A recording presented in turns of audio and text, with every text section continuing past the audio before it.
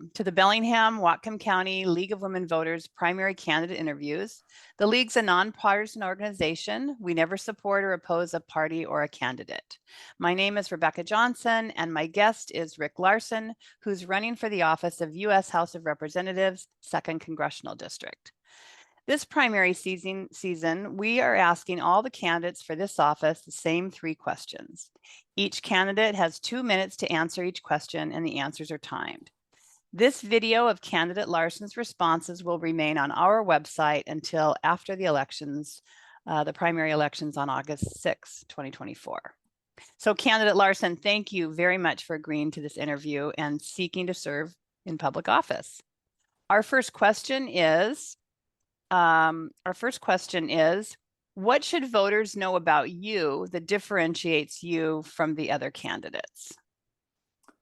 Thanks, Rebecca, very much. And I want to thank the League of Women Voters for providing the candidates the opportunity to tell the voters, demonstrate to the voters what makes all the candidates unique so that the voters can make choices.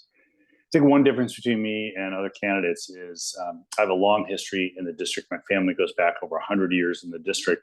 And that really does a lot to define the kind of work I do with people in the district and how I have been a member of Congress for the last 24 years to support them. My joke with folks is I'm not the member of Congress from the 2nd District. I'm actually the mayor of the 2nd District and the deputy mayor of all the small towns in the district.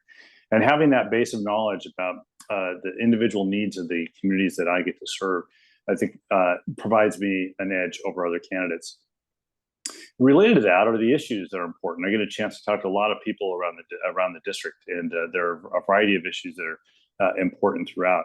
But I think just a couple that spread throughout the district. A couple issues is the cost of housing, the cost of gas, cost of healthcare. Another set of issues has to do with the fentanyl and the fentanyl epidemic that's ravaging our communities and our friends in our communities. And being able to get out and talk to people throughout the entire district about what their issues are, I think that as well as give me an edge over the other candidates. In the end, though, I want people to vote for me because of what I'm doing, the work I've done, as opposed to what other candidates are like or how I might be different. I think I've worked hard for this district. I'll continue to work hard for the people of this district. And I look forward to their vote on August 6th. Great, thank you. Next question. If elected, what are the most important and compelling issues that you hope to work on? There are a variety of issues that one can choose from, any of the candidates can choose from that are important to people. But I think if I were to characterize this election and the issues, I'd say this is a values election and our values are on the ballot. And one value is the value of choice. And the important issue throughout the district is the freedom for women to choose their reproductive health care and have a choice to do that.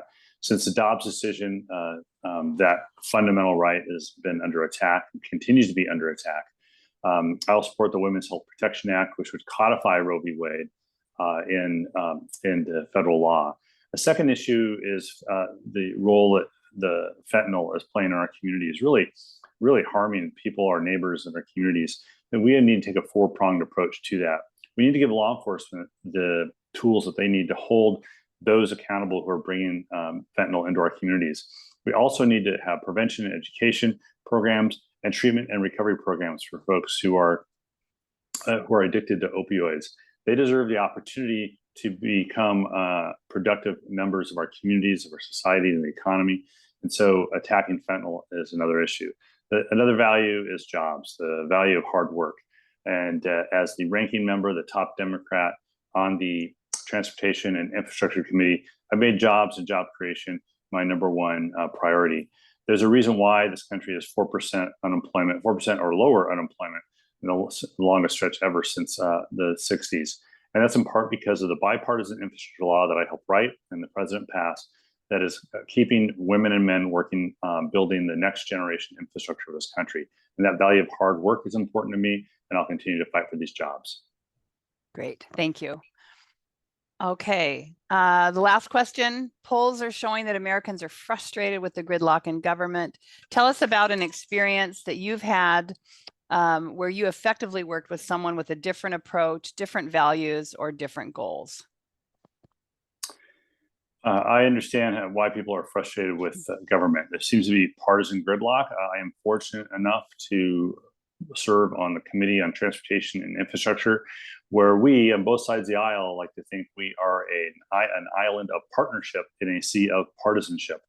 The joke in our committee is if you want to be on TV, you can go down the hall to the Judiciary Committee and the Oversight Committee. That's where all the cameras are, and that's where all the noise is. If you want to work and you want to go back to your districts and tell people about the work you did, stay on the Transportation Committee. We passed a major rewrite of the nation's Federal Aviation Administration laws that govern aviation safety in this country, to improve safety in this country, to pursue improve consumer protections and accessibility to travel. We are investing in innovation in the U.S. aviation system. But again, first and foremost, we want to maintain the U.S. as the gold standard in aviation safety in this country. And we did this, my Republican chair of the committee and I, as a Democrat, worked together to listen from over 1,000 stakeholders. We listened to individual members on both sides of the aisle to craft a bill that wasn't just a collection of desires, but it actually was a robust policy bill that ended up, when we finally voted on the final version, there were 4 no votes in the Senate and 26 no votes in the House. That means there were in the House 387 yes votes. You don't hear about that happening a lot because it doesn't happen a lot in Congress. And then you don't hear about it because there was no controversy, because we worked so hard to ensure that we had a pathway forward, again, to develop something in a partnership rather than in partisanship. So that's one example of the work I've been doing to help get through partisan gridlock. Great, thank you very much. Okay, those are our 3 questions. Once again, thank you for giving the public this insight into your views and your values. Viewers, please don't forget to vote by August 6th. That's our primary date. Ballots will be that are sent in by mail have to be postmarked that date, and ballots placed in drop boxes have to be submitted by 8 p.m. For more information about voting, you can go to votewa.gov. So thanks again for joining us today.